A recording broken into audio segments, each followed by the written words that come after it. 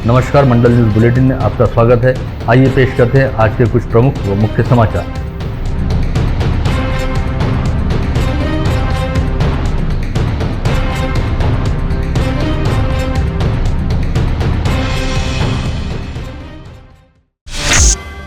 जिले में अब तक लक्षण विरहित व सौम्य लक्षण वाले कोविड संक्रमित मरीजों को होम आइसोलेशन के तहत घर पर ही रहकर इलाज कराने की सुविधा उपलब्ध कराई जाती थी, जिसके तहत मरीजों को 14 दिनों तक अनिवार्य रूप से अपने घर में सबसे अलग रहने और घर से बिल्कुल भी बाहर नहीं निकलने कहा जाता था। लेकिन इसके बावजूद कई मरीजों द्वारा इस नियम व शर्त का उल्लंघन किया जाता था, जिसकी वजह से अन्य लोगों के कोविड संक्रमण की चपेट में आने का खतरा बना रहता था। इस बात के मद्देनजर अब संक्रमण की रफ्तार को रोकने हेतु राज्य सरकार द्वारा होम आइसोलेशन की सुविधा को बंद करने का निर्णय लिया गया है। ऐसे में अब असिम्प्टोमेटिक मरीजों को होम आइसोलेशन में रखने की बजाय क्वारंटाइन सेंटर में स्वास्थ्य निगरानी के तहत रखा जाएगा। राज्य सरकार की ओर से जारी इस आदेश को अमरावती जिले में भी लागू किया जा रहा है, ऐसी जानकारी जिलाधीश शैलेश नवाल द्वारा दी गई है। 5 दिवसापासून आता जे रुग्णसंख्या अमरावती जिल्ह्यामध्ये आहे ते एकंदरीतीने आता कमी होताना आपल्या ठिकाणी ट्रेंड आपल्याला दिसतो आहे। यासाठी ग्रामीण भागामध्ये कडक संचारबंदी आणि शक्य त्या ठिकाणी आपण होम आयसोलेशन आता टाळतो आहे आणि लोकांना जे आपण नवीन कोविड केअर सेंटर किंवा गाव पातळीवरती क्वारंटाईन सेंटरचं आता आपण सूचना देण्यात येत असून जास्तीत जास्त लोकांना आपण क्वारंटाईन सेंटरमध्ये ठेवण्याचे आपण आदेश जारी केलेले आहे। याशिवाय आशामार्फत आपण आता घरोघरी ईव्ही आणि सारवी सर्वेचा पण सुद्धा एक आदेश आपण निर्गमित करण्यात येत आहे। मला वाटतं या येत्या आठवड्यामध्ये आपण सुद्धा संख्या जी आहे ते टप्प्याटप्प्याने कमी होताना दिसतो। इस बारे में जानकारी देते हुए जिलाधीश नवाल ने बताया कि विगत लंबे समय से स्थानीय प्रशासन द्वारा कोविड संक्रमण की स्थिति को नियंत्रित करने हेतु सतत प्रयास किए जा रहे हैं, जिनमें काफ़ी हद तक सफलता मिलती नजर आ रही है और रोजाना पाए जाने वाले संक्रमितों की संख्या में काफ़ी हद तक कमी आई है। लेकिन अब भी ग्रामीण क्षेत्रों में संक्रमण की रफ्तार अपेक्षाकृत तौर पर कुछ अधिक है और ग्रामीण क्षेत्रों में होम आइसोलेशन संबंधी नियमों का कड़ाईपूर्वक पालन नहीं होने के कई मामले सामने आए हैं। ऐसे में अब तीव्र व मध्यम स्तर के लक्षण रहने वाले मरीजों को तो कोविड अस्पतालों व कोविड हेल्थ केयर सेंटरों में भर्ती कराया ही जाएगा। साथ ही सौम्य लक्षण व लक्षण विरहित मरीजों को कोरोना केयर सेंटर में क्वारंटाइन किया जाएगा, जहां पर स्वास्थ्य विभाग की टीम इन मरीजों की देखरेख करेगी। महाराष्ट्र में कोरोना मरीजों की संख्या कम होने के साथ ही राज्य में लगाए गए कड़े प्रतिबंधों को चरणबद्ध ढंग से हटाए जाने पर भी विचार किया जा रहा है। साथ ही इस बात पर भी विशेष ध्यान दिया जा रहा है कि एक झटके में इन नियमों को न हटाया जाए, बल्कि चरणबद्ध तरीके से इन्हें शिथिल किया जाए, ताकि राज्य की जनता को राहत भी मिल सके और धीरे धीरे दोबारा कारोबार पटरी पर लौट सके। सूत्रों के मुताबिक ठाकरे सरकार 1 जून से लॉकडाउन के कुछ प्रतिबंधों को हटाने की शुरुआत कर सकती है, जिसके पहले व दूसरे चरण में दुकानों को खोलने की इजाजत दी जा सकती है। राज्य में बीते कुछ दिनों से सभी दुकानें बंद होने की वजह से व्यापारियों को काफी ज्यादा नुकसान उठाना पड़ा है। ऐसे में उम्मीद है कि अगले महीने सरकार दुकानों को खोलने के बारे में कोई फैसला ले सकती है। तीसरे चरण में महाराष्ट्र सरकार द्वारा होटल, रेस्टोरेंट, बार व शराब बिक्री की दुकानों को शुरू करने की मंजूरी दी जा सकती है और चौथे चरण में लोकल सेवा व धार्मिक स्थलों को खोलने की भी मंजूरी प्रदान की जा सकती है। इसके अलावा जिन जिलों में लॉकडाउन या कड़े प्रतिबंध लगाए गए हैं, वहां पर हालात की समीक्षा करते हुए फैसला लिया जाएगा। जिले में अब कोविड संक्रमण की रफ्तार और कहर कुछ हद तक कम होते नजर आ रहे हैं। इसे विगत कुछ दिनों से लागू किए गए लॉकडाउन एवं कड़े प्रतिबंधात्मक नियमों का सकारात्मक असर कहा जा सकता है। जहां बीते कुछ दिनों से रोजाना 800 से 1000 नए संक्रमित मरीज मिलने का सिलसिला चल रहा था और रोजाना औसतन 20 से 25 मरीजों की मौत हो रही थी। वहीं सोमवार को 24 घंटे के दौरान 542 नए संक्रमित मरीज पाए गए हैं और 9 संक्रमित मरीजों की इलाज के दौरान मौत हुई। इसके साथ ही जिले में कुल संक्रमितों की संख्या बढ़कर 79,022 पर जा पहुंची है। साथ ही जिले में कोरोना मृतकों की संख्या बढ़कर अब 1382 पर जा पहुंची है। बाहरी जिलों के 168 मृतकों को जोड़कर यह आंकड़ा 1550 पर पहुंच गया है। सोमवार को मृत हुए 9 मरीजों में मनपा क्षेत्र के 2 एवं ग्रामीण क्षेत्र के 7 मरीजों का समावेश रहा। इसके अलावा सोमवार को जिले के कोविड अस्पतालों से 922 मरीजों को कोविड मुक्त हो जाने के चलते डिस्चार्ज दिया गया। जिले में अब तक कुल 79,463 संक्रमित मरीज कोविड मुक्त हो चुके हैं। इस समय जिले में कुल एक्टिव पॉजिटिव मरीजों की संख्या 8177 है, जिनमें मनपा क्षेत्र के 1730 तथा ग्रामीण क्षेत्र के 6447 मरीजों का समावेश है। इसके अलावा इस समय 1755 मरीजों का विभिन्न कोविड अस्पतालों में इलाज चल रहा है। साथ ही मनपा क्षेत्र में 1219 तथा ग्रामीण क्षेत्र में 5203 मरीज होम आइसोलेशन में रखे गए हैं। सबसे बड़ी राहत वाली बात यह है कि अब जिले में पॉजिटिविटी रेट घटकर 15.35% पर आ गया है, जो इस समय 25% के आसपास चल रहा था। नांदगांव पेट स्थित golden fibre private limited company में युवतियों को जॉब नहीं दिए जाने की शिकायत मिलते ही विद्यार्थी स्वाभिमान पार्टी के कार्यकर्ताओं ने कंपनी में पहुंचकर हंगामा मचाया और टालमटोल जवाब देने पर वहां पर जमकर तोड़फोड़ भी की। विद्यार्थी स्वाभिमान पार्टी के कार्यकर्ताओं को शिकायत मिली थी कि कंपनी में जरूरतमंद युवतियों को नौकरी नहीं दी जा रही है। यह शिकायत मिलते ही पार्टी के शहराध्यक्ष नीलेश भेंडे अपने कार्यकर्ताओं के साथ यहां पर पहुंचे और कंपनी के कर्मचारियों से पूछताछ करने पर जब टालमटोल वाले जवाब मिले तो विद्यार्थी स्वाभिमान के कार्यकर्ता भड़क गए और उन्होंने हंगामा मचाना शुरू कर दिया। साथ ही 2 दिन के भीतर जरूरतमंद युवतियों को कंपनी में नौकरी नहीं दिए जाने पर तीव्र आंदोलन करने की चेतावनी भी दी गई।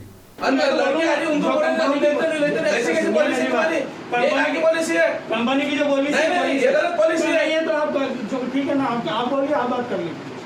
ये कौन सी है तुम्हारी? बहुत दिख रहा है जी, मैं जो बोल रहा हूँ तुम्हारी लैंग्वेज में कैसे बात कर रही नहीं, आप कैसे लैंग्वेज से बात कर रहे हैं? आप तो बोलते हैं यहाँ बैठे क्यों? तो आप बिठाए मेरे को। क्या बोल रहा तू? आपने बिठाया मेरे को। आपने बिठाया मेरे को। कैसे तू? हेलो, बिठाइए। बुला रुको ना, आप कैसे बोल सकते हैं कि मेरे को क्यों बैठा हूँ? आपने मेरे को बैठाया क्या? आपने बिठाया क्या मेरे को? आपने बिठाया क्या मेरे को?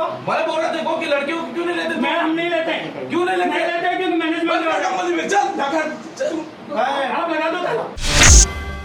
सीटू संगठन की अपील पर सोमवार को देश भर की आशा वर्कर्स ने 1 दिवसीय हड़ताल में सहभाग लिया। अमरावती जिले के ग्रामीण व शहरी इलाके की आशा वर्करों ने भी इस हड़ताल में अपनी उपस्थिति दर्ज कराई। कोरोना योद्धा के तौर पर काम कर रही आशा वर्कर्स आज भी मानधन पर काम नहीं कर रही हैं, बल्कि उन्हें जो काम का मुआवजा दिया जाता है उसी मुआवजे पर वे स्वास्थ्य सेवा दे रही हैं। ऐसे में स्वास्थ्य सेवा को मजबूत बनाने के लिए आशा वर्करों को भी न्यूनतम वेतन, बीमा सुरक्षा लाभ, सरकारी कर्मचारी का दर्जा, सामाजिक सुरक्षा पेंशन देने की मांग सीटू संगठन द्वारा की गई है और इसी मांग को लेकर सोमवार को यह हड़ताल की गई।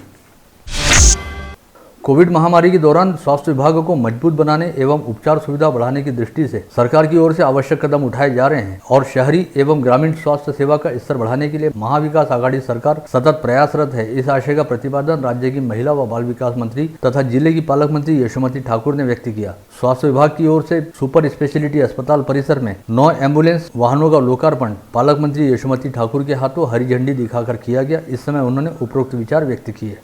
आज आम्ही अमरावती जिल्ह्यामध्ये 9 ॲम्ब्युलन्सचं उद्घाटन केलेलं आहे। आजच्या तारखेला आमच्या जवळपास 16 आणि अजून 10 म्हणजे 26 ॲम्ब्युलन्स या ठिकाणी कार्यरत आहे आणि कुठेही कोणत्या गोष्टीची कमी पडण्याची आम्ही काळजी घेतो आहे की कमी नाही पडली पाहिजे आणि व्यवस्थितरित्या या सगळ्या गोष्टी होतात आहे। खरं आजच्या काळामध्ये कोविडच्या या प्रादुर्भावामध्ये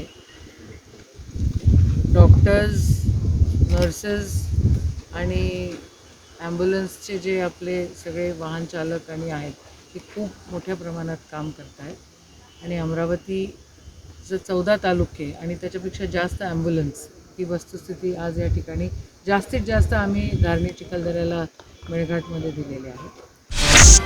अब तक के नियमानुसार अनाथालय में रहने वाले बच्चों की आयु 18 वर्ष पूर्ण होने के बाद उन्हें अनाथालय छोड़ना पड़ता था, किंतु इस आयु तक बच्चे पूरी तरह आत्मनिर्भर नहीं हो पाते थे। इस बात के मद्देनजर अब अनाथ लड़के लड़कियों को 23 वर्ष की आयु पूर्ण होने तक अनाथ आश्रम में रहने की अनुमति रहेगी। इस आशय का निर्णय राज्य के महिला व बाल कल्याण विभाग द्वारा लिया गया है। समूचे देश में यह क्रांतिकारी निर्णय लेने वाला महाराष्ट्र देश का पहला राज्य है और इस निर्णय को अनाथ व निराधार बच्चों सहित अनाथ आश्रम संचालकों के लिए बेहद राहतपूर्ण माना जा रहा है। इस बारे में जानकारी देते हुए राज्य की महिला व बाल विकास मंत्री यशोमती ठाकुर ने बताया कि राज्य में मौजूदा कोविड संक्रमण काल के दौरान करीब 195 बच्चों के माता पिता की मौत हुई है और वे अनाथ हो गए हैं। इन बच्चों के भी पालन पोषण की जिम्मेदारी राज्य के महिला व बाल विकास विभाग द्वारा उठाई जाएगी। ऐसे बच्चों की सर्वाधिक संख्या नंदुरबार जिले में सामने आई है, जहां पर 93 बच्चे कोविड संक्रमण के चलते अनाथ हुए हैं। इन सभी 195 बच्चों में से 42 बच्चों की जिम्मेदारी राज्य सरकार द्वारा पहले ही उठाई जा चुकी है।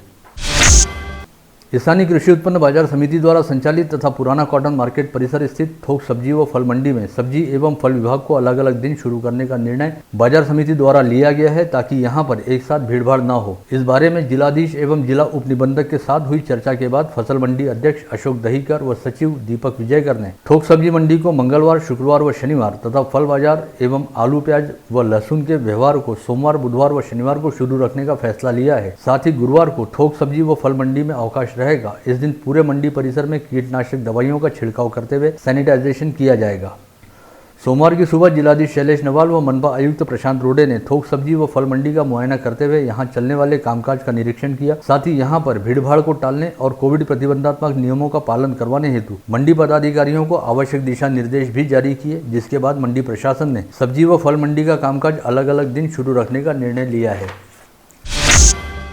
विगत दिनों भारतीय जनता पार्टी की ग्रामीण जिलाध्यक्ष निवेदिता चौधरी दिगड़े ने एक प्रेस विज्ञप्ति जारी कर जिला शल्य चिकित्सक डॉक्टर श्याम सुंदर निकम पर वर्ष 2013 से अब तक 100 करोड़ रुपए का घोटाला करने तथा कोविड संक्रमण काल के दौरान रेमडेसिविर इंजेक्शन सहित अन्य दवाइयों व वैद्यकीय साहित्य में 12 करोड़ रुपए की गड़बड़ी करने का आरोप लगाया था। जिसके बाद गत रोज सुपर स्पेशलिटी अस्पताल के डॉक्टरों व मेडिकल स्टाफ ने CS डॉक्टर निकम के समर्थन में आगे आते हुए एक पत्रवार्ता बुलाई, जिसमें निवेदिता चौधरी द्वारा लगाए गए आरोपों को बेबुनियाद बनाते हुए मांग की गई या तो निवेदिता चौधरी अपने द्वारा लगाए गए आरोपों के सबूत पेश करे या फिर CS डॉक्टर निकम पर बेसिर पैर के आरोप लगाने हेतु सार्वजनिक तौर पर माफी मांगे। सुपर स्पेशलिटी अस्पताल के सभागार में बुलाई गई इस पत्रकार परिषद को doctor Ravi Bhushan, doctor Rupesh Khadse, doctor Nilesh Patil तथा नर्स वर्षा पागोटे व ललिता अटालकर द्वारा संबोधित किया गया।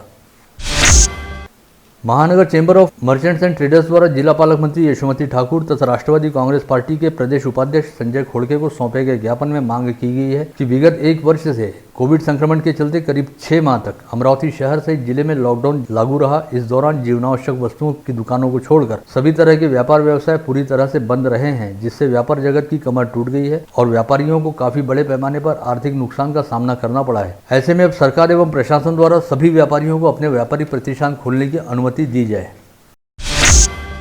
गत रोज सिटीलैंड, बिजीलैंड व ड्रीम्सलैंड मार्केट के व्यापारियों द्वारा लॉकडाउन काल के दौरान ऑनलाइन व्यवसाय करने की छूट देने के संदर्भ में पालक मंत्री यशोमती ठाकुर को निवेदन सौंपा गया था। वहीं दूसरी ओर शहर से बाहर स्थित इन तीनों व्यापारिक संकुलों पर नजर रखने हेतु तहसीलदार एवं तहसील न्याय दंडाधिकारी द्वारा तहसील कार्यालय के अधिकारियों व कर्मचारियों, शिक्षकों तथा शिक्षकेतर कर्मचारियों की कुल 6 टीमें तैयार की गई हैं और तीनों व्यापारिक संकुलों पर सुबह 9 से दोपहर 2 बजे तक तथा दोपहर 2 बजे से शाम 6 बजे तक 2 शिफ्टों में नजर रखने हेतु 2-2 टीमें तैनात की गई हैं। इन तीनों व्यापारिक संकुलों में होलसेल के साथ ही कई रिटेल कपड़ा प्रतिष्ठान भी मौजूद हैं और विगत दिनों यहां के कुछ कपड़ा प्रतिष्ठानों में संचारबंदी जारी रहने के बावजूद चोरी छिपे ढंग से प्रतिष्ठानों के शुरू रहने की शिकायतें सामने आई थी। ऐसे में प्रशासन ने अब लॉकडाउन संबंधी नियमों का पालन करवाने हेतु इन तीनों व्यापारिक संकुलों में पूरा समय नजर रखने हेतु कुल 6 टीमें तैयार की हैं और तीनों मार्केटों पर 2 शिफ्टों में 2-2 टीमों द्वारा नजर रखी जाएगी।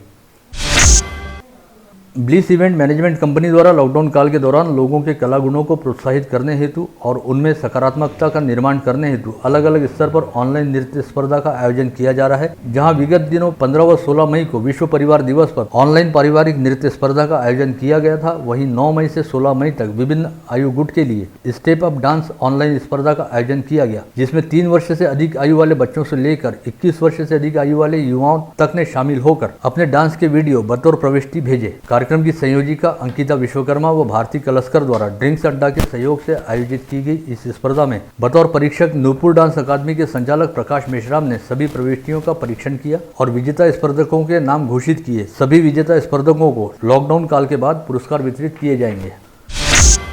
गत रोज अमरावती जिले को अकोला स्वास्थ्य उप संचालक कार्यालय की ओर से 17,500 कोविशील्ड वैक्सीन का नया स्टॉक उपलब्ध कराया गया था, जिसके जरिए सोमवार से एक बार फिर सभी टीकाकरण केंद्रों पर 45 वर्ष से अधिक आयु वाले नागरिकों को कोविशील्ड वैक्सीन का पहला व दूसरा डोज लगाना शुरू किया गया। इसके साथ ही अमरावती जिले में सोमवार को कोविशील्ड व कोवैक्सीन का पहला व दूसरा डोज लगाने वाले नागरिकों की संख्या 4 लाख के स्तर को पार कर गई। इससे पहले शनिवार तक जिले में 3,92,206 लाभार्थियों को कोविशील्ड व कोवैक्सीन का पहला व दूसरा डोज लगाया जा चुका था। वहीं रविवार की दोपहर कोविशील्ड वैक्सीन के 17,500 डोज की खेप मिलने के बाद सोमवार को एक ही दिन के दौरान 8,000 से अधिक नागरिकों को शहर सहित जिले के विभिन्न टीकाकरण केंद्रों पर कोविशील्ड वैक्सीन का पहला व दूसरा डोज लगाया गया। गत रोज राज्य के स्वास्थ्य महकमे की ओर से अकोला स्थित स्वास्थ्य उप संचालक कार्यालय को 63,500 कोविशील्ड वैक्सीन उपलब्ध कराई गई थी, जिसमें से रविवार की दोपहर तक अमरावती जिले को 17,500 वैक्सीन की डोज प्राप्त हुई। इसके अलावा अकोला को 11,900, यवतमाल को 11,200, वाशिम को 11,000 तथा बुल्डाना जिले को 12,500 डोज उपलब्ध कराए गए, जिनके जरिए समूचे संभाग में वैक्सीनेशन का काम सोमवार से एक बार फिर शुरू हुआ। शनिवार तक समूचे संभाग में 15,44,267 लाभार्थियों कोविशील्ड व कोवैक्सीन के पहले व दूसरे डोज लग चुके थे। वहीं सोमवार से शुरू हुए वैक्सीनेशन के बाद यह आंकड़ा 15,75,000 के आसपास पहुंचने का अनुमान व्यक्त किया गया है। इस समय अमरावती शहर सहित जिले के विभिन्न इलाकों से कोविड संक्रमित मरीज मिलने का सिलसिला लगातार जारी है और सबसे चिंताजनक बात यह है कि अमरावती शहर की अपेक्षा जिले के तहसील एवं ग्रामीण इलाकों में संक्रमित मरीज मिलने की रफ्तार अब भी काफी तेज है। इस समय अमरावती जिले के अचलपुर, चांदूर बाजार, दरियापुर, नांदगांव, खंडेश्वर तहसील क्षेत्र सहित अमरावती तहसील क्षेत्र के ग्रामीण इलाकों में काफी तेजी से कोविड संक्रमित मरीज पाए जा रहे हैं। गत रोज अमरावती जिले में कुल 637 मरीजों की रिपोर्ट पॉजिटिव आई थी, जिसमें से अमरावती मनपा क्षेत्र से 149 संक्रमित मरीज पाए गए। वहीं अमरावती तहसील में शामिल ग्रामीण इलाकों से 50 संक्रमित मरीज मिले। इसके अलावा गत रोज अन्य जिलों से वास्ता रखने वाले 15 लोग कोविड संक्रमित पाए गए थे। वहीं जिले की 13 तहसीलों से 387 कोविड संक्रमित मरीज पाए गए, जिसमें सर्वाधिक 87 मरीज अकेले अचलपुर तहसील से निकले। ऐसे में दिनों दिन अमरावती जिले के ग्रामीण इलाकों में कोविड संक्रमितों की संख्या लगातार बढ़ती जा रही है। इस समय अमरावती जिले में कोविड संक्रमण की वजह से रोजाना औसतन 20 से 25 मरीजों की मौत हो रही है, जिनमें इक्का दुक्का मरीज बाहरी जिलों के होते हैं। साथ ही 4 से 6 मरीज अमरावती शहर से वास्ता रखते हैं। इसके अलावा ग्रामीण क्षेत्रों से वास्ता रखने वाले 12 से 15 मरीजों की रोजाना कोविड अस्पतालों में मौत हो रही है। ऐसे में कहा जा सकता है कि कोविड संक्रमितों की संख्या के साथ साथ ग्रामीण क्षेत्रों में कोरोना के चलते होने वाली मौतों की संख्या भी काफी अधिक है, जिसे जिले के ग्रामीण क्षेत्रों के लिहाज से चिंताजनक स्थिति कहा जा सकता है। जिले के कुल 40 सरकारी व निजी कोविड अस्पतालों तथा 5 कोविड हेल्थ केयर सेंटरों में कोरोना संक्रमित मरीजों को भर्ती करने हेतु 2363 बेड की व्यवस्था उपलब्ध कराई गई है, जिसमें से इस समय 1293 बेड पर कोविड संक्रमित मरीजों को भर्ती रखा गया है और लगभग आधे के आसपास यानी 1070 बेड रिक्त हैं। विगत कुछ दिनों से अमरावती शहर से जिले में जहाँ एक और कोविड अस्पतालों व कोविड हेल्थ केयर सेंटरों की संख्या लगातार बढ़ाई जा रही है, जिसकी वजह से मरीजों के इलाज हेतु उपलब्ध बेड की संख्या भी बढ़ रही है। वहीं दूसरी ओर रोजाना पाए जाने वाले संक्रमितों की तुलना में अब रोजाना कोविड मुक्त होने वाले मरीजों की संख्या बढ़ गई है। ऐसे में पहले की तुलना में रिक्त रहने वाले बेड की संख्या बढ़ रही है, जिसे एक तरह से जिले के लिए राहत वाली स्थिति माना जा सकता है। 3 दिन पहले 20 मई को जयस्तंभ चौक पर 20 लाख रुपए लूटने के उद्देश्य से सूतगिरणी प्रभाग के निवासी मनोज चौधरी पर चाकू से वार किए गए थे, लेकिन मनोज चौधरी ने चाकू के वार झेलकर भी गुंडों का प्रतिकार कर अपनी कंपनी के पैसे बचाए और ईमानदारी व बहादुरी का उदाहरण दिया। आंखों में मिर्च पाउडर व पीठ पर चाकू का घाव रहते समय किसी भी तरह की मदद नहीं मिलने के बावजूद भी मनोज चौधरी ने अकेले ही गुंडों का सामना किया। इस बात के चलते सूतगिरणी प्रभाग की युवा स्वाभिमान पार्टी की नगर सेविका सुमति ढोके ने मनोज चौधरी का शॉल व श्रीफल देकर सत्कार किया। स्थानीय मध्यवर्ती बस डिपो में हमेशा ही यात्रियों की भारी भीड़ रहती है। फिलहाल लॉकडाउन के चलते डिपो में भले ही सन्नाटा चल रहा है, लेकिन हर वर्ष यहां 12 महीने भीड़ दिखाई देती है। इस कारण श्री सीताराम दास जी बाबा चैरिटेबल ट्रस्ट की ओर से गर्मी के दिनों में यात्रियों के लिए प्याऊ लगाई जाती है। यात्रियों को शुद्ध जल मिलना चाहिए, इसके लिए पिछले 32 वर्षों से यह प्याऊ लगाने का काम चल रहा है और यह परंपरा इस वर्ष भी कायम रखी गई है। तोक्ते चक्रवात के बाद बंगाल के उपसागर में यास नामक चक्रवात पहुंचने की संभावना है, जिससे रेल प्रशासन ने सतर्कता के उपाय के अंतर्गत 8 रेलगाड़ियों को रद्द कर दिया है। कोरोना की बीमारी पर प्रभावी साबित होने वाले रेमडेसिविर इंजेक्शन की कालाबाजारी का मामला उजागर होने के बाद पुलिस और अन्न व औषधि प्रशासन विभाग की ओर से इस मामले की स्वतंत्र जांच शुरू की गई थी। अन्न व औषधि प्रशासन विभाग के निरीक्षक मनीष गोटमारे की जांच में यह तथ्य सामने आया है कि जिला सरकारी अस्पताल के भंडार विभाग से तिरसा ग्रामीण अस्पताल को कुल 709 रेमडेसिविर इंजेक्शन की आपूर्ति हुई थी। उसमें से केवल 648 इंजेक्शन का ही इस्तेमाल मरीजों के लिए किया गया। इसका मतलब यह है कि 61 रेमडेसिविर इंजेक्शन गायब किए गए। यह सभी इंजेक्शन सिप्ला व कैडिला कंपनी के रहने की बात एफडीए के निरीक्षक गोटमारे ने कही है। उनके अनुसार जांच की प्रारंभिक रिपोर्ट उन्होंने जिलाधीश को सौंप दी है, लेकिन अभी तक जांच पूर्ण नहीं हुई है। एरविन अस्पताल के भंडार विभाग से उठाए गए इंजेक्शन की कालाबाजारी करने वाले डॉक्टरों ने मरीजों को सही मायने में लगाए हैं अथवा नहीं, इसकी जांच अभी बाकी है और जल्द ही इस दिशा में जांच भी शुरू की जाएगी। विगत 20 मई को जयस्तंभ चौक पर 19.5 लाख रुपए की लूट करने के प्रयास के मामले में फरार चौथे आरोपी सिद्धार्थ मुकुंद ठाकरे को सीपी डॉक्टर आरती सिंह के मार्गदर्शन में कोतवाली के पीआई राहुल आठवले एवं द्वितीय निरीक्षक राउत के नेतृत्व में डीवी स्क्वाड के पथक ने सिद्धार्थ को गिरफ्तार किया। वहीं एक अन्य फरार आरोपी की फिलहाल पुलिस को तलाश है। टीवी देखने के बहाने 3 वर्षीय बालिका को अपने घर में ले जाकर उस पर बलात्कार करने की घटना शनिवार को गोपाल नगर परिसर के मालू नगर में घटित हुई। राजापेट पुलिस ने इस मामले में 28 वर्षीय शुभम अनिल निर्मल नामक आरोपी को गिरफ्तार किया है, जिसे अदालत में पेश करने पर न्यायालय ने उसे 25 मई तक पुलिस कस्टडी सुनाई है। वहीं दूसरी ओर सोशल मीडिया पर इस समय आरोपी शुभम निर्मल को कड़ी से कड़ी सजा दिए जाने की मांग जोर पकड़ रही है। शहर के रतनगंज परिसर में चेतन दास बगीचा के पास रहने वाले 45 वर्षीय परमेश्वर जुगल किशोर साहू नामक व्यक्ति को पेट दर्द की शिकायत थी और 21 मई की रात उसने पेट दर्द की दवाई समझकर चूहा मारने की दवा खा ली थी, जिसके बाद उसे तुरंत ही अस्पताल में भर्ती कराया गया, जहां पर शनिवार 22 मई को इस व्यक्ति की मौत हो गई। नागपुरी गेट थाना पुलिस ने इस मामले में आकस्मिक मौत का मामला दर्ज किया है। इस समय जिले में कोविड मुक्त होने वाले कई मरीजों के म्यूकरमाइकोसिस नामक फंगल इन्फेक्शन से संक्रमित होने के मामले सामने आ रहे हैं। ऐसे में अब तक जितने भी मरीज कोविड मुक्त होकर अस्पतालों से अपने घर पहुंच चुके हैं, उन सभी की स्वास्थ्य पथक एवं आशा वर्कर के जरिए जांच कराई जाएगी, ताकि समय रहते इन पोस्ट कोविड मरीजों में म्यूकरमाइकोसिस के लक्षणों को जांचा जा सके। इस आशय की जानकारी देते हुए जिलाधीश शैलेश नवाल ने कहा कि इन स्वास्थ्य पथकों द्वारा सारी व इली नामक बीमारियों के संदर्भ में भी लोगों की स्वास्थ्य जाँच की जाएगी। आता 100पेक्षा जास्त म्यूकरचे केसेस आढळून आलेले आहे आणि जे आमचे इथे आम्ही टास्क फोर्समध्ये आणि ENT स्पेशलिस्ट रेडिओलॉजिस्ट यासोबत चर्चा करून म्यूकरबद्दलचा कसं ट्रीटमेंट करावं त्याबद्दलचा एक प्रयत्न झालेली आहे आणि या चर्चेअंती जे म्यूकरचे डायग्नॉस्टिक्स आहेत MRI किंवा CT स्कॅन याच्या रेट आम्ही ठरवलेले आहे, त्याच्यापेक्षा जास्त कोणत्याच आकारता कामा नाही याबाबतची एक सूचना आम्ही सर्व विरोधकांना दिलेली आहे। याशिवाय आता म्यूकरच्या केसेससाठी लोकांना माहिती जनजागृती व्हावी त्यासाठी सर्व गाव पातळीवर जे पोस्ट कोविडचे पेशंट्स आहेत त्याचा एक तपासणीसाठी एक मोहीम छेडलेली आहे। त्याच्यामध्ये गाव पातळीवरती पोस्ट कोविडमध्ये असा कोणत्याही व्यक्तीला म्यूकरबद्दलचा काही सिम्पटम्स आहे का त्याचा अर्ली ट्रॅकिंग आणि अर्ली टेस्टिंगसाठी एक प्रयत्न प्रशासनाच्या वतीने करण्यात येईल। इसके अलावा जिलाधीश शैलेश नवाल की अध्यक्षता वाले जिला आपदा प्राधिकरण ने जिले में म्यूकरमाइकोसिस नामक बीमारी की जरूरी जांच हेतु रियायती दरें तय की हैं। ऐसे में अब जांच दर की अधिकतम मर्यादा तय रहने से बीमारी का लक्षण एवं संदेह रहने वाले मरीज निश्चित दरों पर अपनी जांच करवा सकेंगे। मरीजों की किसी भी तरह से आर्थिक लूट न हो, इस बात के मद्देनजर यह फैसला जिला प्रशासन द्वारा लिया गया है। जिलाधीश शैलेश नवाल ने कहा कि निश्चित दरों से अधिक शुल्क लेने वाले लोगों के खिलाफ प्रशासन द्वारा कड़ी कार्रवाई भी की जाएगी। आगामी 31 मई को जिला शल्य चिकित्सक डॉक्टर श्याम सुंदर निकम का कार्यकाल खत्म होने जा रहा है और 60 वर्ष की आयु पूर्ण कर लेने के चलते वे सेवानिवृत्त होने जा रहे हैं। अब तक यह माना जा रहा था कि मौजूदा कोविड संक्रमण के दौर को देखते हुए उन्हें इस पद पर 2 वर्ष का अतिरिक्त कार्यकाल देते हुए सेवा वृद्धि दी जाएगी, किंतु इसी दौरान खुद पर लगे राजनीतिक आरोपों से CS डॉक्टर निकम बेहद व्यथित बताए जा रहे हैं और उन्होंने सेवा वृद्धि लेने से इनकार कर दिया है। ऐसे में 31 मई को CS डॉक्टर निकम की सेवानिवृत्ति तय मानी जा रही है। साथ ही अब इस बात को लेकर काफी उत्सुकता देखी जा रही है कि अमरावती का नया जिला शल्य चिकित्सक कौन होगा। सूत्रों से मिली जानकारी के मुताबिक पश्चिम महाराष्ट्र से वास्ता रखने वाले स्वास्थ्य विभाग के कई वरिष्ठ चिकित्सा अधिकारी अमरावती का जिला शल्य चिकित्सक बनने हेतु खासे उत्सुक बताए जा रहे हैं और उन्हें इस पद के लिए प्रबल दावेदार भी माना जा रहा है, जिसके लिए संबंधितों द्वारा आवश्यक लॉबिंग व फील्डिंग शुरू कर दी गई है। ऐसे में अब यह देखने वाली बात होगी कि अमरावती के जिला शल्य चिकित्सक पद पर किसे मौका मिलता है। आप देख रहे थे मंडल न्यूज बुलेटिन। हमारे चैनल को लाइक करें, शेयर करें और हाँ, सब्सक्राइब करना ना भूलें। कल होगी आपसे फिर मुलाकात, तब तक के लिए धन्यवाद।